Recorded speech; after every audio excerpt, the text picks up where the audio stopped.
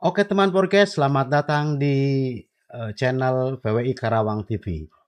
Semua hal bisa dibahas, semua hal bisa dianalisa, semua hal bisa disimpulkan. Semua hanya di Belakang belakang meja. meja.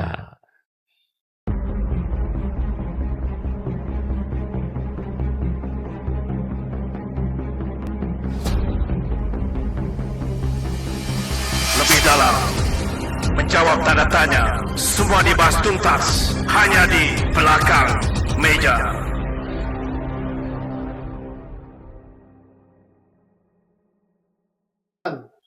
Oke, assalamualaikum teman podcast, masih bersama saya di belakang meja.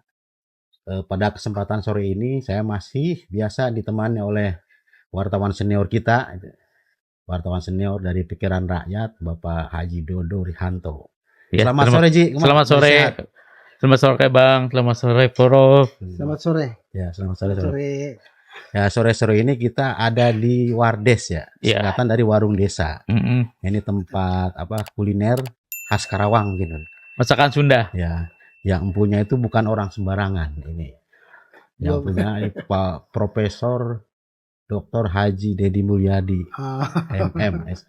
Ini pakar ekonomi, guru besar ekonomi, dan juga Rektor rektor dari UBP. Universitas Buana Perjuangan. Nah, universitas salah satu universitas terkemuka di Karawang. Mungkin untuk orang Karawang mungkin dan lain ada dan ini udah begini asing lagi lah. Nah, ini sosok dari Prof Dedi. Terima kasih. Selamat sore, Prof Dedi. Sore. Kabarnya? Alhamdulillah sehat walafiat. Alhamdulillah ya. Nah, ini Ji, mungkin sebelum kita lebih serius ngobrol nih dengan Profesor. Ini kita pengen tahu Bang, sejak kapan sih Pak Prof ini menggeluti dunia kuliner?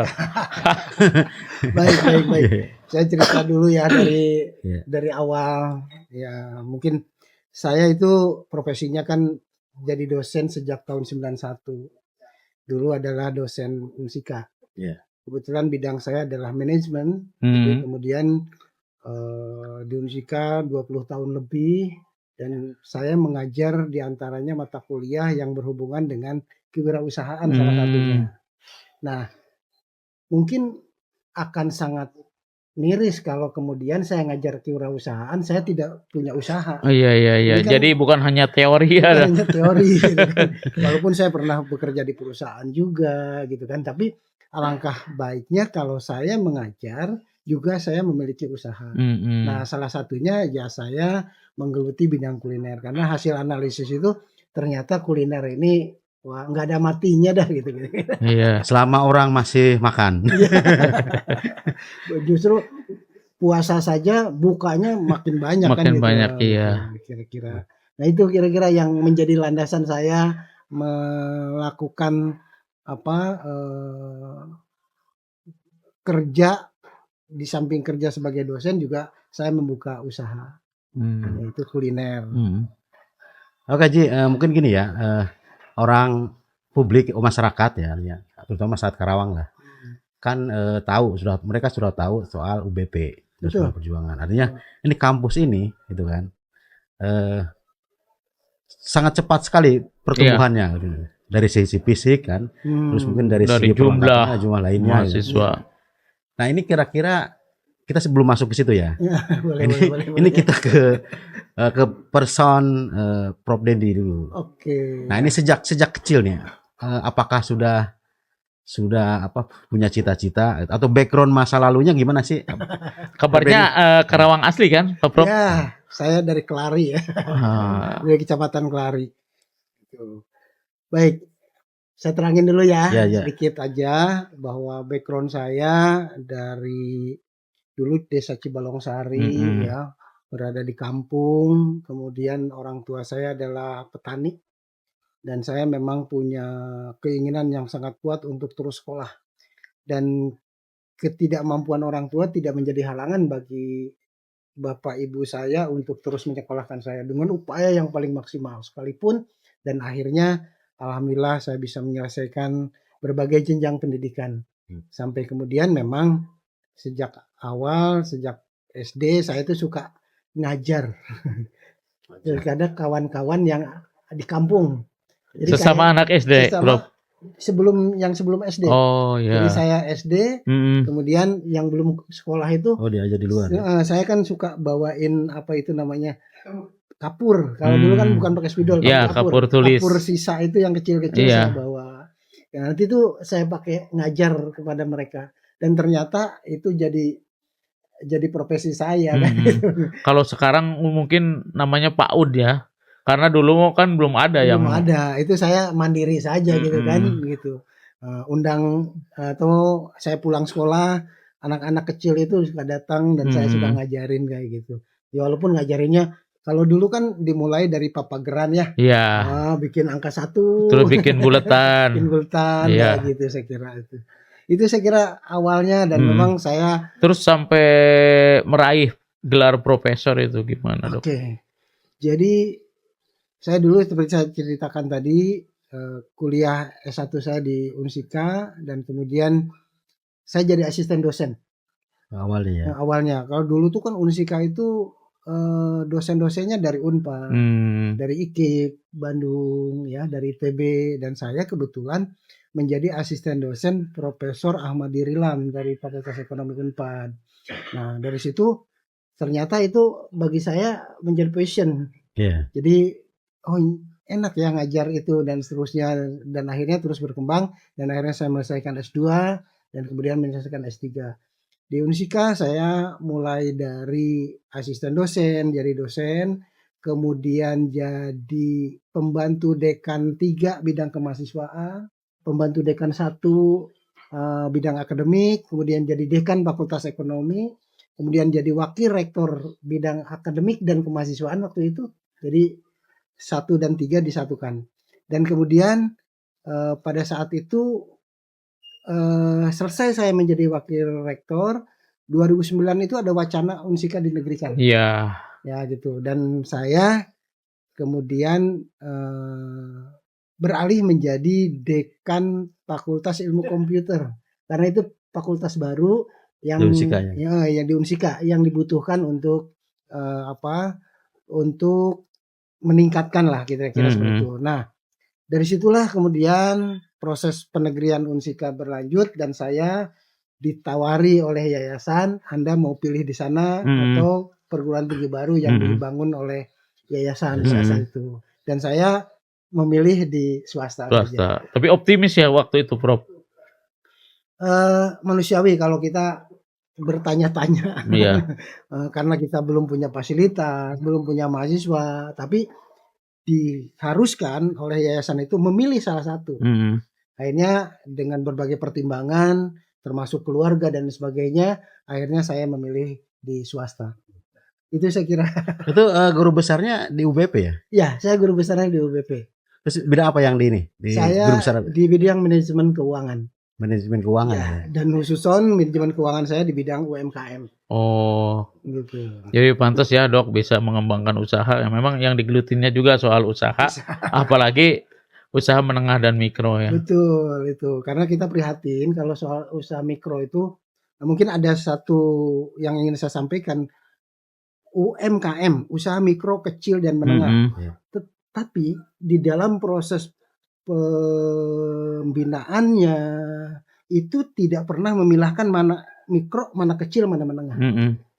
Itu pembedanya apa sih, Dok? Itu ada aturannya, ada permennya. Mikro itu seberapa modalnya, seberapa tenaga kerjanya, seberapa asetnya. Menengah itu bagaimana, kecil itu bagaimana. Nah, kalau ini disatukan, nanti tidak fokus dalam proses pembinaan UMKM itu. Nah, ini yang sedang saya terus kerjakan dan saya sedang membuat buku tentang usaha mikro, mikro. Gitu kan gitu. Mungkin meskipun di tengah era globalisasi seperti sekarang ya, artinya ketika UMKM harus berhadapan dengan ekonomi global misalnya. Justru UMKM itu memberikan PDB lebih besar daripada usaha besar. Nah, ini menarik sih. Jadi dalam krisis pun yang saya dengar itu UMKM lebih bertahan ya, Prof. Ya. Betul. 98 kasus 98 krisis ekonomi, krisis moneter. Itu UMKM yang bertahan. Malah tumbuh mungkin ya. Malah tumbuh lebih besar, lebih banyak. Ketika perusahaan besar Kolap. collapse, kemudian tenaga kerja PHK, justru tenaga kerja itu beralih. Mereka menjadi bikin usaha sendiri. Usaha sendiri. Nah itu apa yang buat UMKM lebih survive tuh, Prof? Mereka tidak ketergantungan kepada barang impor. Betul nggak? Iya. Nah, kalau usaha-usaha besar kan ketergantungan terhadap barang impor. Kita bisa bahan baku menghasilkan dari sini, dihasilkan dari sini. Pangsa pasarnya juga pasarnya udah di jelas. sini ya. Sekalipun ekspor hasilnya itu kan mendatangkan devisa yang sangat besar. Ini menarik kalau urusan UMKM itu. Nah, ya. Gitu. Oke, mungkin kita masih di pembukaan ya soal UMKM. Ini gini, Dok, Prof. Kan bukan problem dasar aja apa ya? Problem yang sering diketemukan dihadapi di UMKM itu adalah soal pemasaran tadi kan. Selain soal pemasaran dan modal, Bang. Ya, dan modal gitu. Ya. Kalau modal kan relatif lah. Kalau pemasaran ini kan sistemik. Kaitannya dengan pasar itu gitu. Gini, saya yang menarik persoalan permodalan. Itu modal dalam konsep usaha. Itu modal itu ada beberapa kategori modal. Pertama, modal itu adalah modal keahlian. Jadi modal itu tidak melulu soal uang, tapi modal itu modal keahlian. Wirausaha itu harus ditunjang oleh keahlian. Yang kedua, modal itu adalah modal mental. Apakah seorang wirausaha itu mampu nggak sih? Iya. Jadi mental wirausaha itu kan berbeda. Iya. Ya kan? Dengan mental pekerja, maaf. Jiwa dagang kalau jiwa dagang, ya kan gitu. Yang ketiga, itu modal moral, yaitu kejujuran. Integritas gitu. Iya, kalau sudah memiliki keahlian, jiwa wirausaha yang kuat, mentalnya, moralnya jujur, insya Allah nggak perlu uang, karena orang akan datang menawarkan, menanam modal. Gitu. Bener nggak? Ya. Kira-kira seperti itu.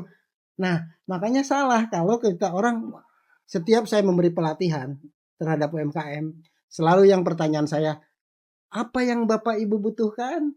Mereka selalu jawab modal. Saya tanya, modal itu apa? Butuh uang. Berapa banyak? Nggak tahu, nggak jawab mereka. Nggak tahu berapa karena banyak. Karena analisa usahanya dia belum punya mungkin. Belum punya kan? Ya misalnya mau usaha rangginang misalnya. Nah, yang pertama kan berarti kan keahlian membuat rangginang. Keahlian membuat rangginang bukan modal, karena kalau uangnya diberikan itu habis. belum tentu. Kalau tidak ahli habis. Kalau tidak ahli tidak habis. Gitu ya kira-kira. Ini menarik soal UMKM itu sebenarnya. Nah, oke. Deal ya. Itu Bang, tadi belum dijawab soal pemasaran. Iya, itu kan kalau pemasaran lebih sistemik. Terkait dengan dunia pemasaran umum kan. Misalnya kalau tidak sinergi dengan ekonomi kapitalis lah itu. Itu gimana? Saat ini marketing atau pemasaran itu bukan mendagangkan barang, tanpa barang aja orang sudah bisa marketing loh. Nah, dalam zaman digital ya kan, dalam zaman digital ini Bapak yang punya barang, saya nggak punya barang. Saya tawarkan punya barang Bapak. Sekarang mah modal brosur, Prof. Nah, modal brosur. UMKM itu harus diarahkan kepada digital marketing. Gitu kira-kira ya. Jadi kalau ini sudah tidak zamannya lagi dagang seperti itu kira-kira. Dan sekarang kan dagang tidak butuh lapak gitu. Persis. Dan apalagi tidak, online ya sekarang. Semuanya online ya online, kan? Ya. Gitu. Dan tidak perlu tempat. Gitu kira-kira ya luar biasa ya perkembangan saat ini kira-kira. Setelah ini kita akan membahas soal ide-ide dari Profesor Dedi terkait ekonomi dan kekarawangan. Siap. Setelah yang satu ini.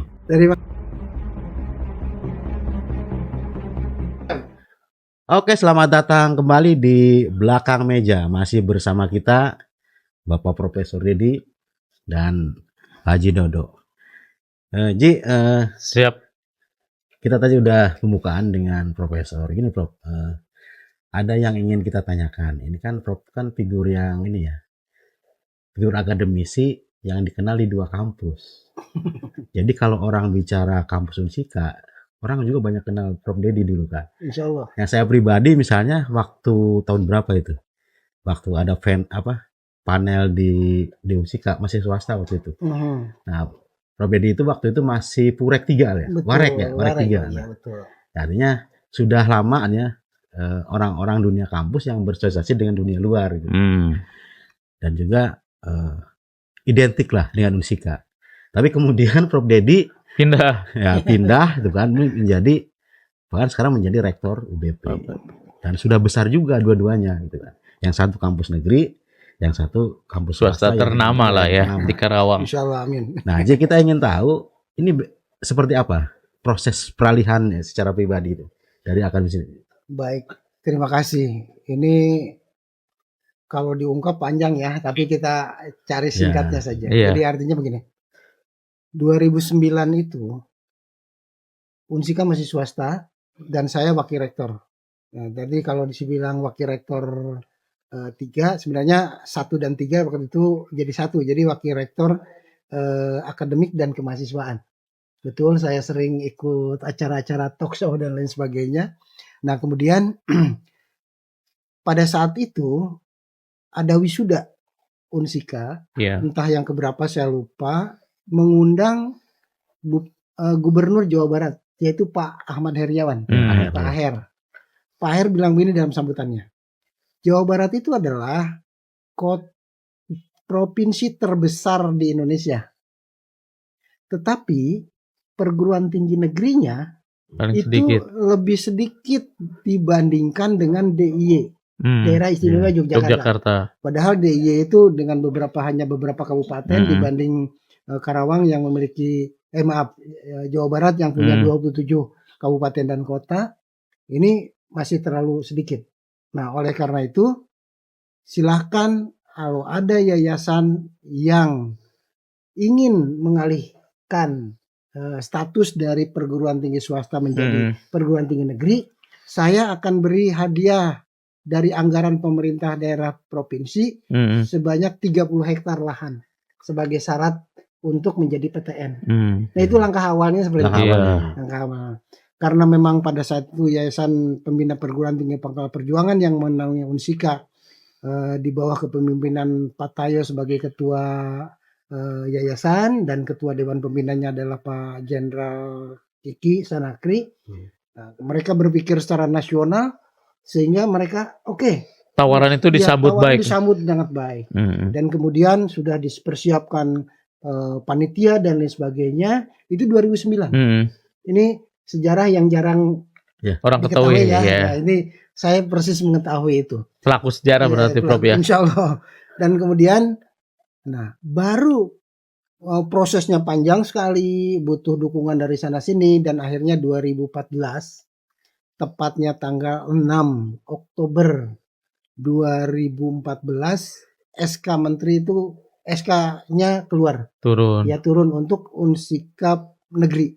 Itu prosesnya berapa tahun Dok dari 2009 mulai sebenarnya. persiapan sampai turun SK itu? 2009 sampai 2014, 5 tahun lah ya. 5 tahun ya, terbilang cepat ya. Nah, itu luar biasa pejuang-pejuang untuk penegrian Unsika itu. Nah, yayasan berpikir bahwa kalau kemudian Unsika jadi negeri, ini nanti persaingan masuk Unsika bagi warga Karawang menjadi persaingan nasional.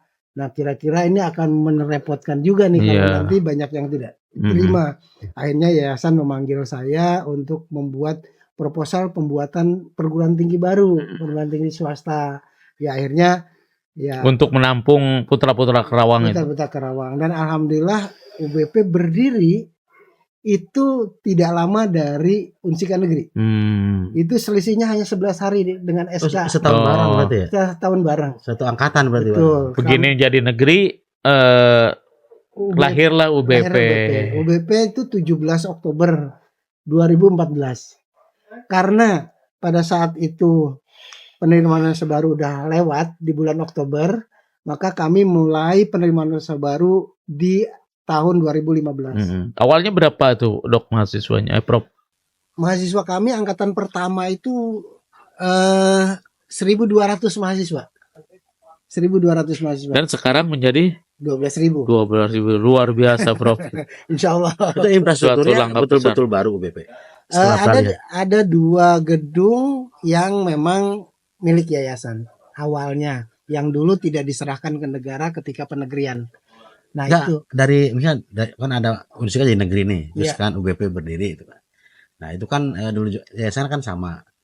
Ada aset infrastruktur pendidikan yang diambil nggak? Selain lahan, Dok. Selain lahan, misalnya SDM nih, guru-guru Ya. besar gitu, apa dosen-dosen. dosen-dosen lebih memilih ke Unsika. Unsika. Ya. Cuma ketika keluar izin UBP, nah Pak Jenderal Tayo itu manggil saya dan bilang mau pilih di mana, mau di sana atau di sini.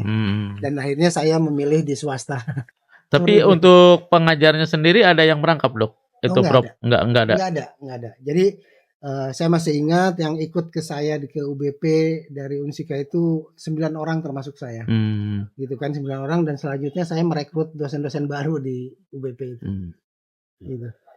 Ya berarti kan di kasus-kasus penegrian PTS ya di daerah lain itu kan tadi muncul misalnya tadi marginalisasi warga daerah lah ya. Nah mungkin kehadiran UBP ini di Karawang bisa mengcover itu ya, sudah terus mengcover itu ya. Insya Allah seperti itu. Artinya niat untuk kuliah dari warga tidak berkurang lah dengan Tidak ini. berkurang, karena begini ya, negeri itu sudah dengan standar tertentu yang ditentukan oleh kementerian, yang kemudian mungkin ada pertanyaan ke saya ketika penerimaan pertama Unsika negeri itu, mungkin tidak banyak orang Karawang yang diterima. Ada pertanyaan juga kepada saya, itu gimana ceritanya? Saya bilang sekarang langkahnya adalah bagaimana memperbaiki kualitas SMA di Karawang supaya bisa diterima lebih banyak lagi di perguruan tinggi negeri. Jadi tidak bisa mengintervensi PTN kebijakan yang sudah ditetapkan oleh kementerian. Iya, tapi kan gini Pak, Prof. Meskipun misalnya berbarengan PTN, Unsika sama UBP, saya melihatnya sekarang ya, nggak tahu, mungkin saya belum update. Ada beberapa jurusan yang justru akreditasinya lebih bagus di UBP daripada Unsika tuh. Mungkin baru jurusan gitu. Ada apa jurusan? Saya sempat ada itu. Ya saya tidak berkomentar. Ya artinya gini, ini kan luar biasa Ji. Ada beberapa jurusan yang saya cek langsung kan. Jurusan apa ya? Kalau farmasi lah. Farmasi ada ya di UBP ya. Ada. Nah itu akreditasinya lebih bagus. Ya lebih dulu, lebih bagus. Lebih dulu ya. Lebih dulu. Karena memang farmasi Unsika berdirinya belakangan. Ya artinya kan kualifikasinya kan lebih di depan gitu. Insya Allah. Artinya bukan kalau dari sisi fungsi kan bukan persoalan negeri atau swasta kan. Yang penting kan kompetensi perguruan tingginya itu kan. Dan saya yakin juga Prof, UBP itu sekarang bukan hanya diminati oleh warga Karawang saja mungkin ya. Dari warga luar juga yang memang banyak peminatnya. Baik. Hasil identifikasi kami terakhir itu mahasiswa UBP itu datang dari 27 provinsi di Indonesia. Wow. Ya, Papua ada, Nusa Tenggara ada, gitu, Kalimantan dan sebagainya, Aceh dan sebagainya. Itu 27 provinsi di Indonesia. Gitu. Kan ada jurusan-jurusan yang bekerja sama langsung ya dengan pihak swasta ya, banyak. Iya, semua kita naungi MOU antara rektorat dengan perusahaan-perusahaan dan dengan perguruan tinggi di dalam negeri maupun di luar negeri. Ini yang kami lakukan terus adalah kolaborasi baik itu dengan perusahaan maupun itu dengan perguruan tinggi. Terutama jurusan-jurusan yang vokasi ya. Saya tidak punya vokasi, saya semuanya di S1. Jadi S1 ya? Iya di S1 ya. Kalau jurusan yang paling banyak diminati apa? Sekarang manajemen. Manajemennya. Itu di mana-mana saya kira manajemen. Dan kedua itu psikologi. Ya. Yang ketiga teknik industri. Itu paling banyak diminati. Ya itu disesuaikan dengan kebutuhan saat ini ya. Saat ini betul. Iya. Dan kami punya program yang namanya program magang selama 3 bulan di perusahaan dan di instansi-instansi bagi mahasiswa. Sehingga banyak alumni kami yang setelah magang itu malah oleh perusahaan itu langsung direkrut jadi karyawan gitu. Iya. Nah ini langkah-langkah strategis lah buat kami, saya kira seperti itu. Nah ini benchmark UBP tuh kampus mana Dok? Prof? Ya, yang menjadi inilah. Ya kalau dengan Unsika kan meskipun negeri kan oke lah jadi benchmark ini ya. Iya. Tapi di kampus mana yang kira-kira rujukan? Kalau swasta kami merujuk ke TELU, Telkom University. Bandung. Bandung. Iya. Itu kan sudah masuk ranking dunia ya. Padahal dia swasta yaitu kami menjadi rujukan. Kalau negeri semuanya menjadi rujukan kami lah. Ini update terakhir UBP itu ranking keberapa sih? Kampus ini satu. Oke, kalau di Jawa Barat kita di 24 dari 450 perguruan tinggi. Bagus. Gitu. Di atas Unsika ya? Oh enggak, ya. Unsika kan udah enggak dicandingkan antara negeri dengan swasta. PTS semua gitu ya? Iya, ini PTS semua. Gitu. Terus kalau di Indonesia, di dunia kami diurutan 400-an lah kira-kira. Dunia? Iya, gitu. Oh, tapi sesama PTS gitu ya? Enggak, kalau di dunia semuanya saya kira. Itu. Termasuk Kan sedikit, ada itu termasuk besar itulah bagus. Ada Unirank ya, ada Porasio, ada beberapa perankingan dunia saya kira itu banyak. Dan kalau dari klaster perguruan tinggi di Indonesia melalui lamannya Dikti itu kita sudah masuk klaster utama. Oke, itu kan portofolionya udah masuk lah ya, artinya menjadi perguruan tinggi yang cukup nih lah Ji. Apa sih, cukup berkualitas lah ya. Insya Allah. Itu kan portofolio ya artinya. Nah, dari sisi kualitas pendidikan ini ikatan SDM ya. Biasanya kan kalau tradisi kampus itu kan tiap kota daerah itu ada tradisinya. Ada mazhabnya, misalnya UGM misalnya mazhab Jogja gitu.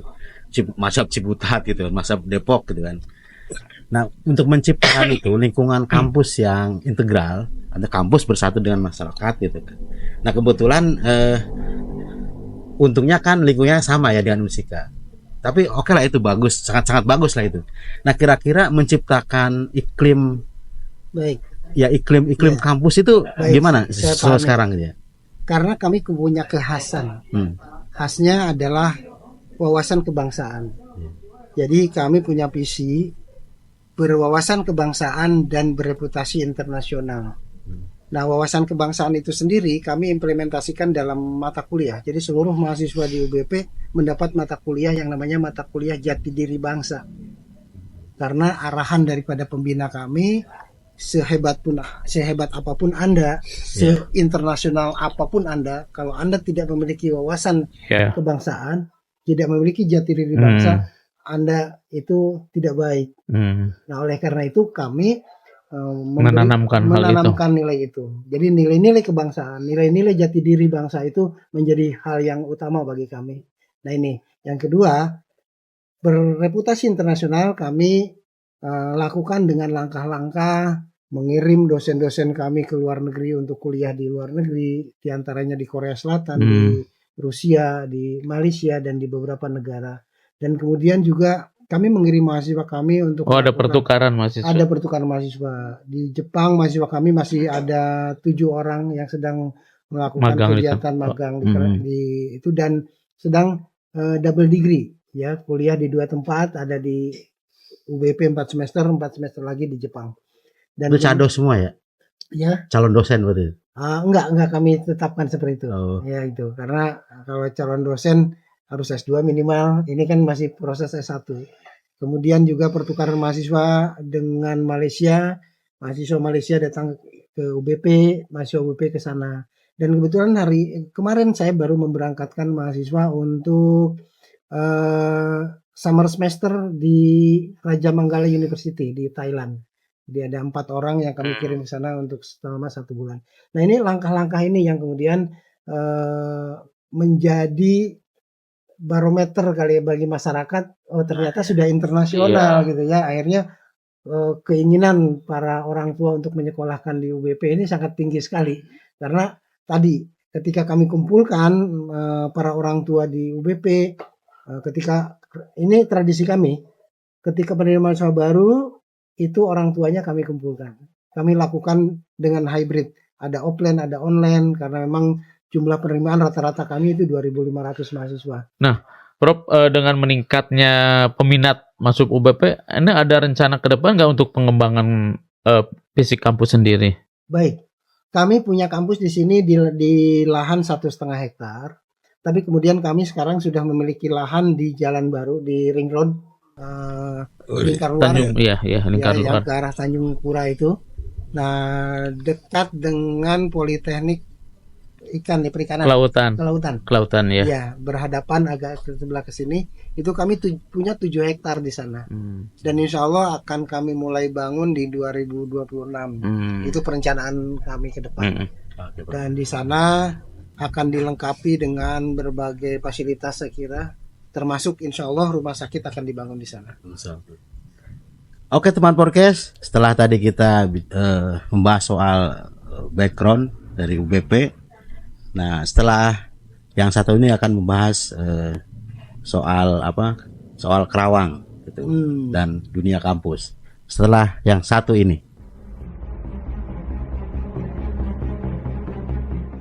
Oke teman podcast, bertemu lagi di belakang meja, masih bersama Prof Dedi. Prof, ini kita masuki agak serius. Soal kekarawangan ya. Kebetulan kan Pak Prof ini orang Karawang asli. Soal ekonomi Karawang, artinya kan ada istilah PDB, PRDB itu kan. Terus juga Karawang itu kan sekarang menjadi dua daerah, satu daerah dulu pertanian, dulu kan dua predikatnya, gitu, ya. Harus nilai ekonominya juga kan sangat tinggi. Nah, industri segala macam itu kan infrastruktur. Nah, banyak orang yang menyebut Karawang itu dibangun oleh pusat gitu. Nah, ini kan bagus aja bagi rakyat, bagi masyarakat. Tapi kan bagi stakeholder di daerah kan ini tamparan. Kerjanya apa daerah? Kalau pertumbuhan yang cepat ekonomi di Karawang itu dibangun oleh pusat. Iklim investasinya yang luar biasa kan kedua ya. Sempat pertama di Jawa Barat, kedua lah setelah komunikasi. Nah, sebagai ini profesor ekonomi, artinya melihat Karawang yang kebetulan kampung sendiri nih, ekonomi seperti apa? Baik, terima kasih. Pertama memang kita harus melihat Karawang itu dari sisi yang lebih luas ya. Pertama memang sebagai penyangga ibu kota. Ini kita bicaranya sebelum pindah ke IKN. Kalau jadi.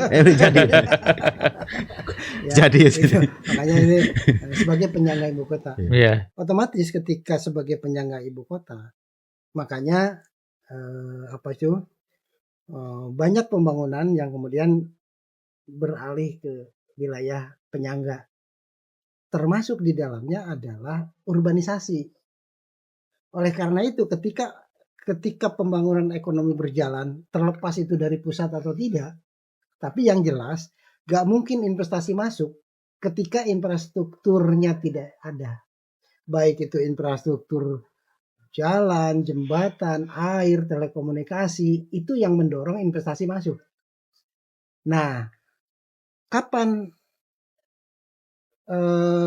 Karawang itu berkembang? Ketika mulai ada tol Japek, iya, betul kan? Kita 85 ya? Ya betul, dan sekitar mulai itu pesat lah. Mulai pesat. Kenapa? Karena adanya tol. Bahkan pergeseran dari daerah pertanian ke industri pun setelah ada tol. Nah, kemudian yang menjadi persoalan adalah ketika perkembangan investasi meningkat, maka urbanisasi. Ketika urbanisasi datang, penduduk bertambahnya penduduk itu kan satu dari kelahiran, kedua dari urbanisasi. Yeah. Ketika urbanisasi datang, ini manusia harus difasilitasi. Betul nggak kira-kira? Betul. Berarti sarana perumahannya harus ada, sarana pendidikannya harus menunjang, sarana kesehatannya harus menunjang. Dengan sarana-sarana lainnya sudah barang tentu. Nah, pada posisi ini ada persoalan baru dari perkembangan itu. Apa? Alih fungsi lahan pertanian. Betul. Maka kemudian yang tadinya 98.000 hektar lahan sawah produktif di Karawang mulai berkurang karena tadi adalah untuk penyediaan pemukiman dan lain sebagainya. Ini persoalan sekira ya yang harus memang kita tuntaskan. Nah, berikutnya sarana pendidikan, sarana kesehatan, selain perumahan tadi, otomatis akan mengundang berbagai investasi datang ke Karawang. Tadi persoalan alih fungsi lahan satu. Kedua adalah masalah sosial kemasyarakatan. Salah satunya bisa jadi persoalan kriminalitas, gerusan budaya luar masuk ke sini. Ini menjadi sangat kompleks persoalan Karawang ini. Kira-kira itu. Maka kemudian PDB-nya menjadi besar, ya, karena itu adalah imbas atau impact dari persoalan investasi yang datang. Investasi nggak akan datang ketika infrastruktur nggak disiapkan. Oh, sudah berjalan berapa tahun investasi itu kan? Udah lama ya. Sudah lama. Sejak malah di akhir-akhir Orde Baru itu sudah mulai. Udah ada kawasan industri. Artinya ketika Pemda mengidentifikasi sebagai orang Karawang, bukan lagi orang yang betul-betul berdarah Karawang, tapi ya tadi ada urbanisasi kan. Orang manapun ya kalau berKTP Karawang ini Karawang. Iya, Karawang. Nah, sehingga ada nilai tadi, nilai PDB segala macam gitu kan.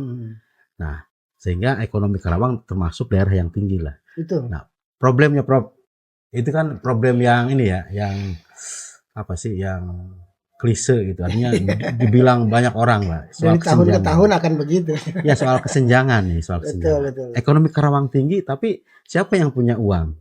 Siapa yang bekerja? Nah, sementara di sektor lain justru tertinggal. Misalnya Karawang ini kan dengan 2 juta sekian penduduk gitu kan.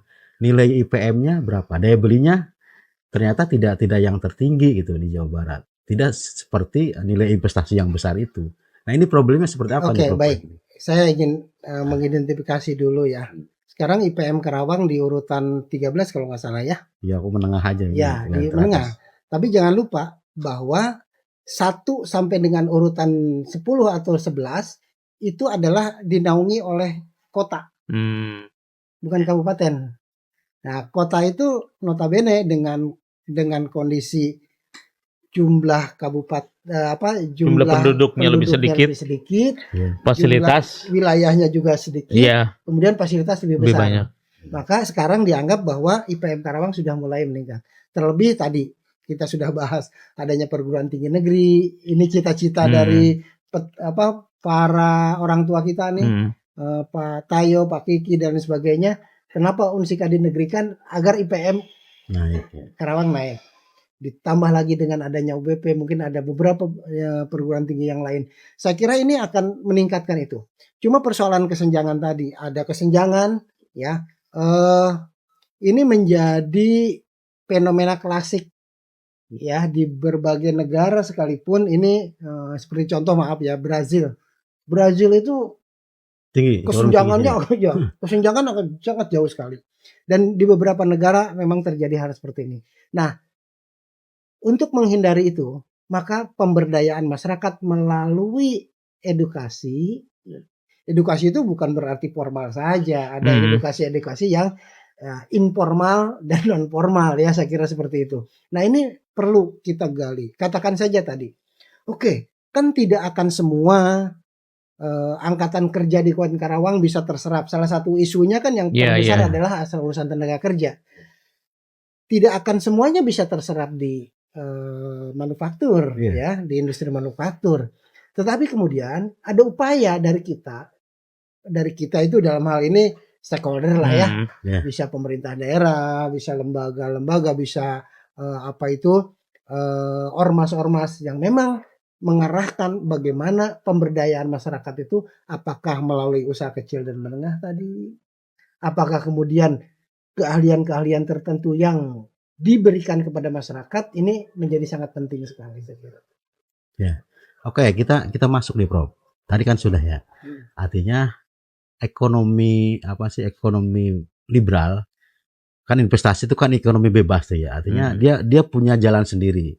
Meskipun nanti ada undang-undang investasinya yang harus berkoordinasi dengan lingkungan kan.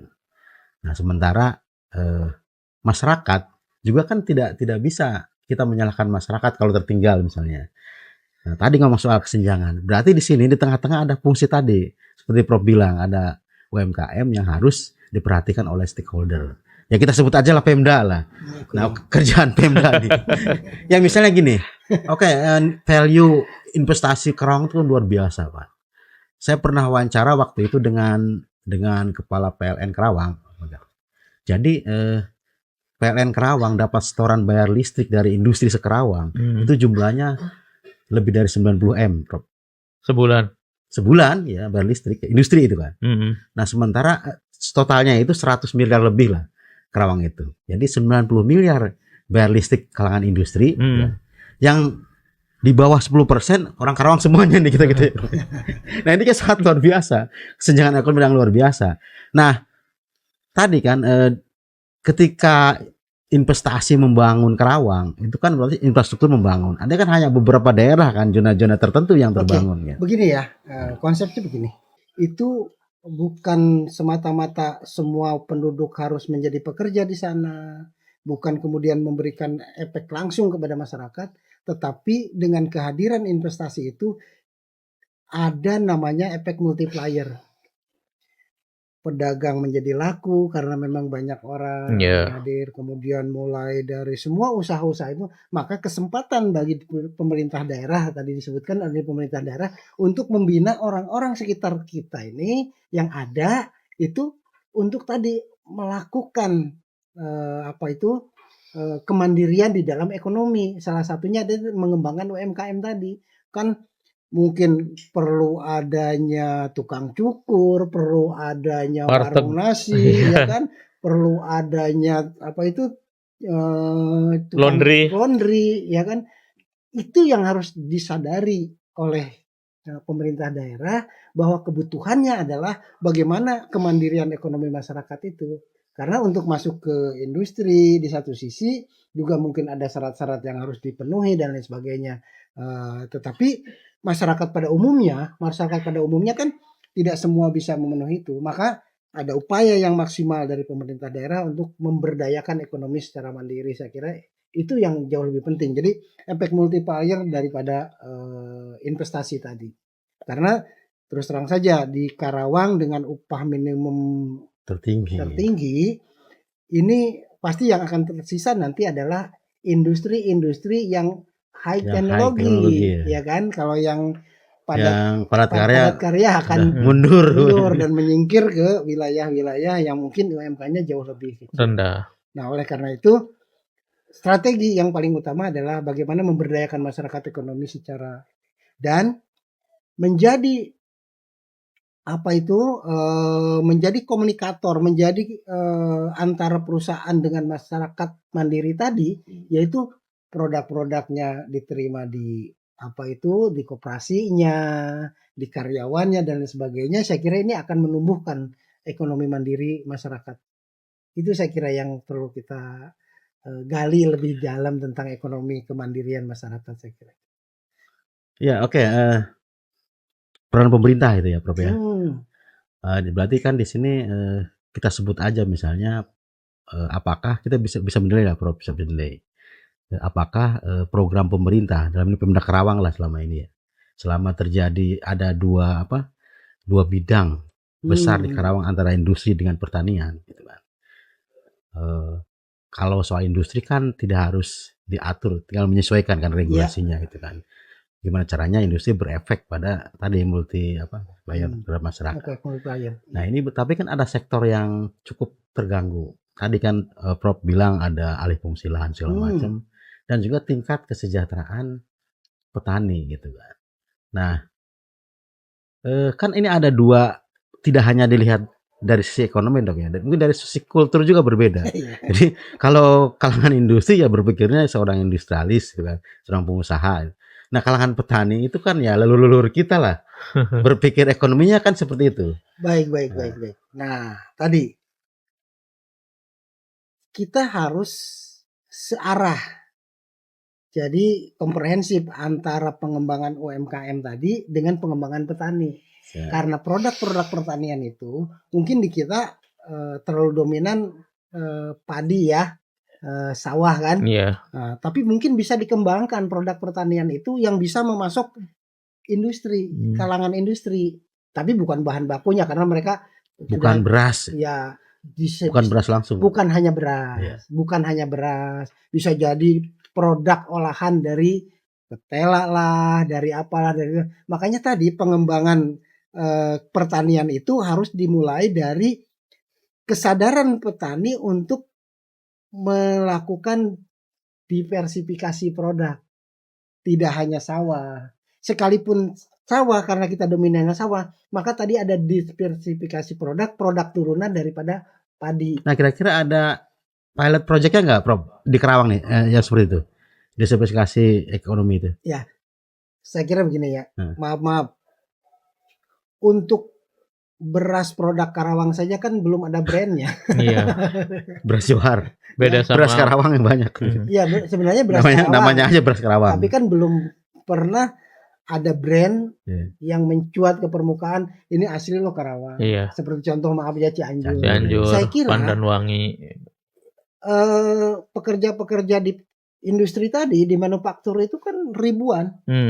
Pasti butuh beras. Kalau ada UMKM yang memang menyediakan beras dalam kemasan yang lebih inovatif, saya kira, dan sebagainya, termasuk produk-produk turunan. Nah, ini akan menggairahkan, saya kira. Karena kita juga nggak bisa serta-merta pertanian dibuat canggih dan sebagainya. Nanti kehilangan lahan, kehilangan tenaga kerja, akan kehilangan lahannya. Jadi intinya Ji, Kerawang ini belum punya contoh diversifikasi ekonomi pertanian tadi kan. Nah, buktinya kan Ji, perdanya sudah ada nih soal BUMD pertanian misalnya. Tapi kan realisasi kan belum ada perusahaan itu. Betul. Jadi ini contoh. Ini udah ada ya. Perdanya sudah ada, mungkin udah lama, mungkin udah zaman Pak Dadang dulu ya. Tapi realisasinya belum ada sampai sekarang. Termasuk itu Bang, penggerusan lahan-lahan pertanian. Kita kan sudah ada perda lahan pertanian berkelanjutan. Tapi tetap aja itu tergerus. Nah, itu komitmen, saya kira. Komitmen dari pemerintah daerah, ya kan, untuk terus menjaga itu, ya, untuk menjaga lahan pertanian berkelanjutan itu. Kalau nggak salah di kisaran angka berapa? 80.000 hektar. 80.000 hektar. Ya. Nah, dari 10.000 hektar lebih. Iya. Ya, itu kan yang harus dipertahankan. Yang dari 98.000 kan tadinya. Kalau sekarang 80.000, saya kira ya perlu pendataan ulang lah, saya kira ya, supaya nanti gitu. Iya. Ini supaya lebih akurat.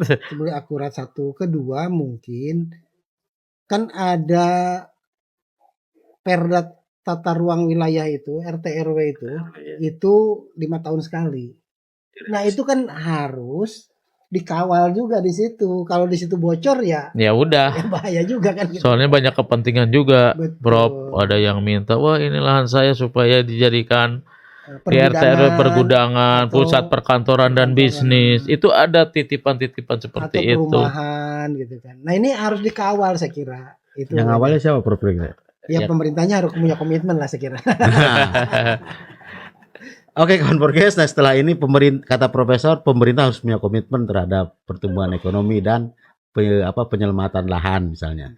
Nah, setelah ini kita akan membahas soal kriteria atau figur seperti apa yang dibutuhkan pemimpin Kerawang ke depan untuk bisa menengahi antara pertanian dan industri. Oke, setelah pesan-pesan berikut ini.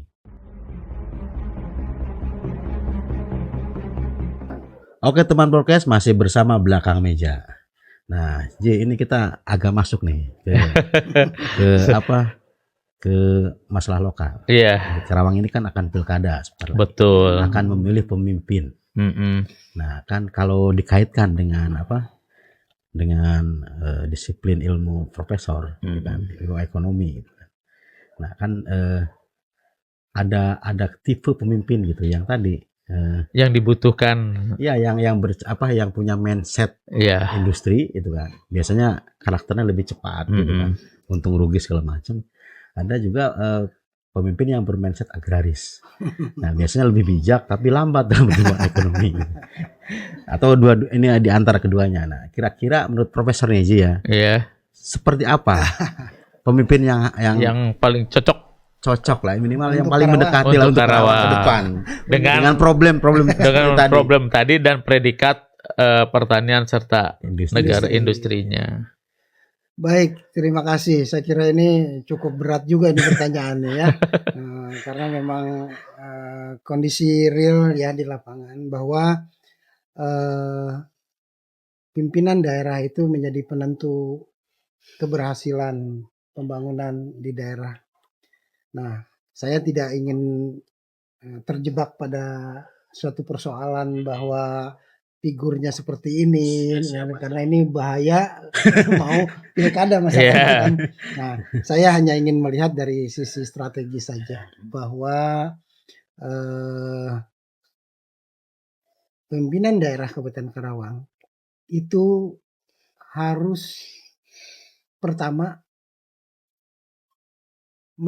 memiliki analisis situasi, kondisi real di lapangan, analisis situasi. Potensi Karawang itu seperti apa sih? Dan ini harus dipahami oleh calon kepala daerah. Jadi jangan kemudian masuk menjadi calon kepala daerah tapi tidak paham kondisi real. Jadi harus punya analisis situasi dulu. Satu, analisis situasi dari potensi ekonomi, potensi budaya, potensi yang dapat dikembangkan. Dan ada potensi masalah. Jadi ketika kita bicara analisis situasi, ada potensi, ada permasalahan, ada persoalan. Nah, ini semua harus tergali. Nah, oleh calon kepala daerah lah ya, oleh calon kepala daerah harus tergali sedemikian rupa analisis situasi. Setelah diketahui ada analisis situasi, bagaimana pengembangan sebuah potensi dan bagaimana juga solusi daripada sebuah persoalan, maka kemudian dari situasi-situasi tadi maka harus diketahui apa yang dimaksud dengan analisis SWOT. Ada peluang, ada ancaman, ya kan? Nah, peluangnya apa? Ancamannya seperti apa? Ya, oportunisnya seperti apa oportunisnya? Nah, ini perlu dikaji dari sisi itu. Lalu kemudian ketika ini sudah dipahami oleh para calon kepala daerah, dipahami dan bisa diimplementasikan, baru itu adalah kepala daerah yang luar biasa. Tidak hanya punya keinginan jadi pemimpin saja, tapi memahami konteks yang ada di wilayah Kabupaten Karawang. Gitu kan? Nah, saya taunya sejauh mana? Biasanya taunya adalah, maaf ya, karena cerita. Tapi yang saya maksud taunya itu karena analisis. Jadi dibutuhkan analisis, bukan dibutuhkan hanya cerita, karena cerita itu bisa bertambah. Cerita itu bisa jadi tidak real. Maka posisinya adalah harus dalam posisi bagaimana analisis situasi ini diberikan pemahaman hasil analisis. Nah, setelah hasil analisis dari para ahli ya, kalau hasil analisis para ahli, kan boleh-boleh saja calon kepala desa menggunakan ahli untuk melakukan analisis itu, ya. Nah, lalu kemudian ketika semuanya kita kaji, hasil kajian itu kemudian masuk ke ranah implementasi. Kalau setelah jadi, karena kalau sudah tahu ada analisis ini, jadi bupati, jadi kepala daerah, baru mengeksekusi apa yang sudah ditanamkan tadi kan. Salah satunya apa? Kemudian apa itu namanya? Sektor pertaniannya harus dikembangkan seperti apa, sektor industrinya harus dikembangkan seperti apa. Ini nilai-nilai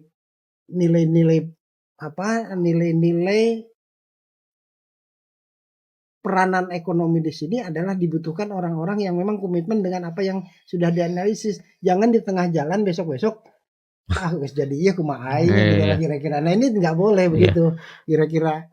Nah, orang yang komitmen tentang itu, nah kemudian pada saat eksekusinya, bupati itu atau kepala daerah itu adalah dengan kebijakannya, tapi tidak berarti semuanya keluar dari kepalanya, tapi harus melibatkan berbagai pihak. Pihak mana yang harus dilibatkan? Semua stakeholder yang bisa memberikan memberikan nilai-nilai pembangunan di Kabupaten Karawang itu dengan cara-cara analisis, bukan cara-cara gimana kebutuhan pribadi saja. bukan berdasarkan kepentingan saja. Bukan berkepentingan saja, tapi tadi kebutuhan-kebutuhan yang dirasakan memang akan memberikan dampak positif kepada masyarakat secara umum. Prof, dari paparan tadi ya, Prof, orang yang bisa menganalisa masalah di Karawang, apa artinya orang tersebut atau calon tersebut memang harus betul-betul mengenal Karawang dari awal. Nah, ini bisa mengarah ke harus putra daerah atau tidak nih? Bukan. Tujuan saya begini, maksud saya. Maksud saya adalah tidak harus dia yang menganalisis. Kan ada ahli. Ada ahli yang menganalisis itu, yang nanti diserahkan kepada. Ada akademisi dari UBP kan. Maka dari manapun. Ya salah satunya. Gitu. Dari manapun dianalisis. Dan tadi yang menganalisis dengan kompetensinya sudah barang tentu, ya kan? Nah, tetapi si analis ini ya harus di luar kepentingan-kepentingan. Dia sebagai profesional harus yang murni, digunakan gitu. Dan tidak boleh si calon ini ada titipan-titipan. Maksudnya titipan ini diginikan. Enggak, murni adalah analisis akademis. Yang akhirnya jadi kajian calon itu, ini harus begini. Besok dalam eksekusi tadi stakeholder dikumpulkan, yuk caranya seperti apa kita sama-sama. Karena kalau sudah kepala daerah hanya keinginannya sendiri tanpa melibatkan stakeholder, ya ini nanti jalannya tidak akan mulus. Autopilot. Nah, libatkan tokoh masyarakat. Itu terdiri dari tokoh pemuda, tokoh agama, tokoh pendidikan, tokoh apa lagi? Lembaga swadaya masyarakat, ya, dan lain sebagainya. Itu harus dilibatkan di dalamnya sesuai dengan kompetensinya. Dan jangan kemudian ketika orang memberikan masukan, kan bupatina ge saya. Ini jangan sampai seperti itu kira-kira ya. Ini mah pesan saja lah saya kira. Ya oke Prof, kalau urusan siapa orangnya nanti yang menilai para politisi lah ya. Betul. Tapi kita kan harus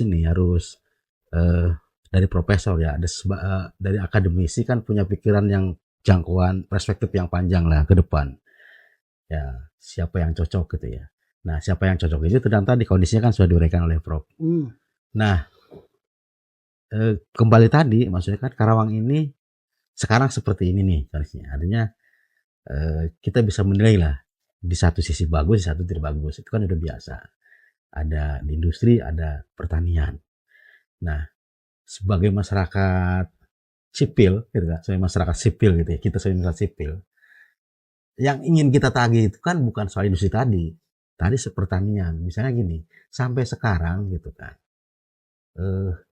orang Karawang ini seolah-olah ya, orang Karawang bukan saya Prof, bukan saya saja, saya juga orang Karawang.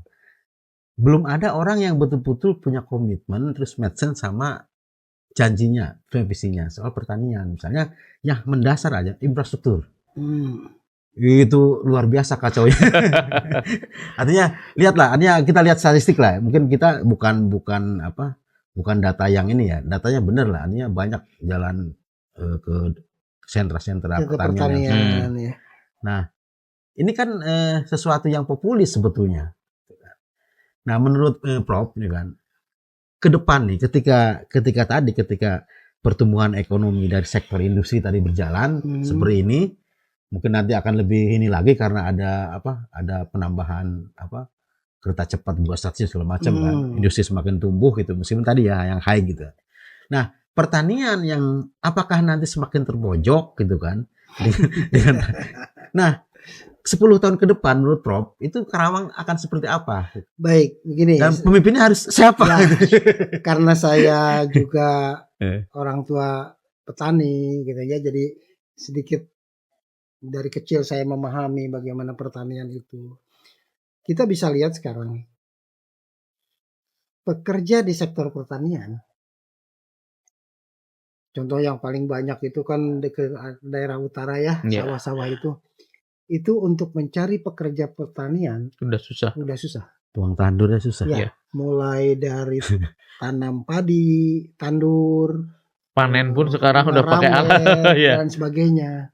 Nah, ini nggak bisa dibiarkan begitu saja. Nanti besok-besok, maaf ya, yang sekarang jadi pekerja pertanian ini mereka semakin uzur. Anak muda sudah tidak mungkin lagi masuk ke sektor pertanian. Maka sekarang sektor pertanian harus dimekanisasi dengan teknologi. Karena kenyataannya dulu mungkin kita pernah menolak, nggak boleh pertanian itu dengan teknologi yang canggih, nanti pekerja-pekerja pertanian akan kehilangan, buru-buru tani akan hilang. Tapi dalam kenyataannya sekarang bahwa buru-buru tani sudah susah dicarinya. Punten-punten ya. Sekarang yang ngarambet, yang tandur tinggal ini jeung aki-aki.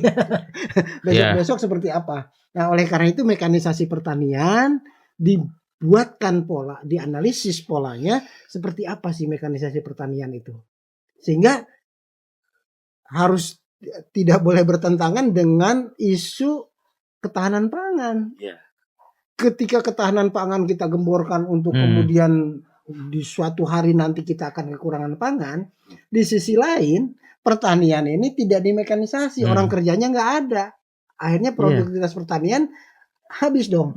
Kita mau makan dari mana? Ini satu itu. Kedua, pengenalan pertanian kepada anak muda, kepada kaum milenial itu tidak berjalan baik.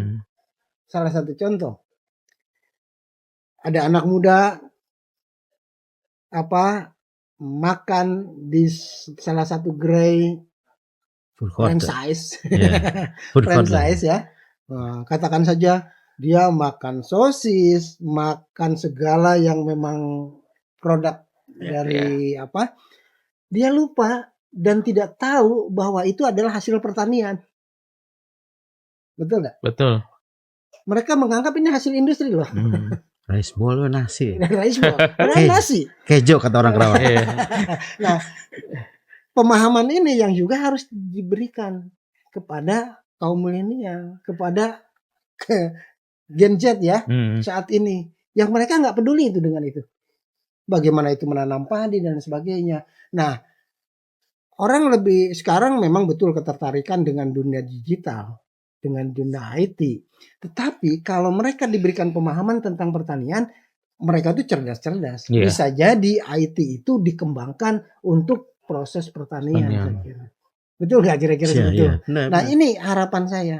Jadi harapannya adalah bagaimana mengenalkan dunia pertanian kepada Gen Z, kepada kaum-kaum milenial yang sekarang sudah tidak peduli dengan itu. Nanti keilmuan mereka, apakah di bidang IT-nya, mungkin bagaimana nanti itu orang panen hanya dengan remote saja dan lain sebagainya. Terus mungkin dari farmasinya, obat-obatan bisa diciptakan dari hasil-hasil pertanian. Betul nggak? Nah ini banyak UMKM bisa dikembangkan, tadi yang saya bilang. Produk turunan daripada pertanian ini bisa memberikan ekonomi mandiri bagi masyarakat. Nah, pertanyaannya, ada nggak nih calon pemimpin ke depan yang bisa mengarahkan kriteria yang Prof sebutkan tadi? Nah, ada berapa calon pemimpin nanti pertemukan dengan saya ngomong ini. Nanti itu kan politisi, nanti diuji sama kampus kan. Ya emang kan harus diuji, harus diuji oleh kampus kan. Kenapa harus di kampus? Ya harus rasional, harus punya akal sehat ini. 2014, waktu pemilu 2014, saya menjadi salah satu narasumber di Kompas TV untuk debat calon bupati Kabupaten Karawang. Ya mudah-mudahan nanti kita isu yang saya pertama sampaikan adalah alih fungsi lahan. Itu kalau masih dibuka itu masih ada filenya, alih fungsi lahan. Itu. Kemudian pendidikan dan kesehatan, sudah pasti itu saya cerita itu. Nah, sekarang saya nggak jauh dari situ, tapi lebih mengerucut kepada persoalan pertanian yang tadi. Masalah regenerasi. Ya, regenerasi yang tadi yang di Kang Olan merasa bahwa, waduh, ini rada miris juga nih kondisi seperti ini kan kira-kira. Nah, makanya tadi solusinya seperti itu. Tapi kita harus duduk bareng lah. Itu saya kira. Ya. Oke, ini kepada para kandidat kepala daerah Karawang ini harus dengar nih. Ini tadi analisa dari akademisi. Jadi ada hal yang sangat mendasar. Ada problem yang mendasar yang harus menjadi visi misi Anda semua. Tadi bukan hanya soal industri, bukan hanya soal industri yang banyak dengan angka-angka, tapi juga masalah pertanian. Ada krisis regenerasi yang harus Anda hadapi semua gitu kan. Nah, oke. Teman podcast, setelah ini kita akan memaparkan soal closing statement dari Pak Profesor Dedi. Setelah yang satu ini.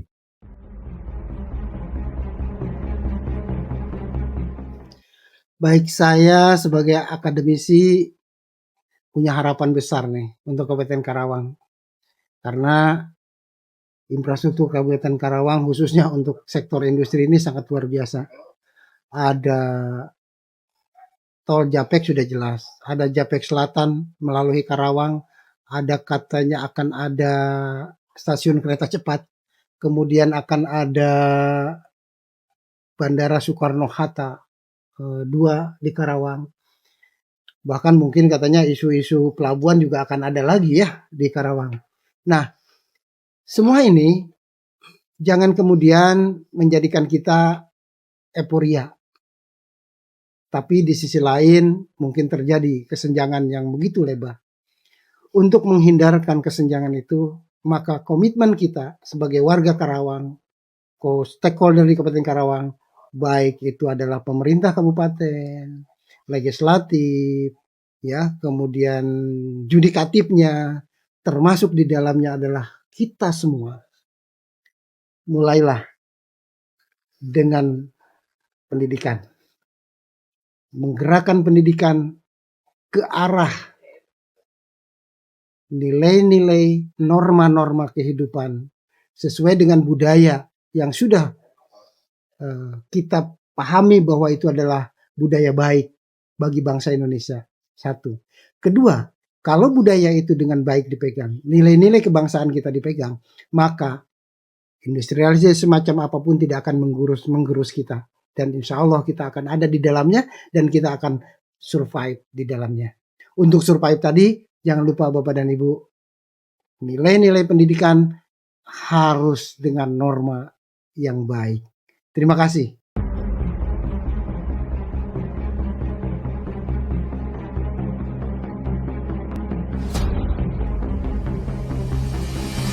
Lebih dalam, menjawab tanda tanya, semua dibahas tuntas hanya di belakang meja.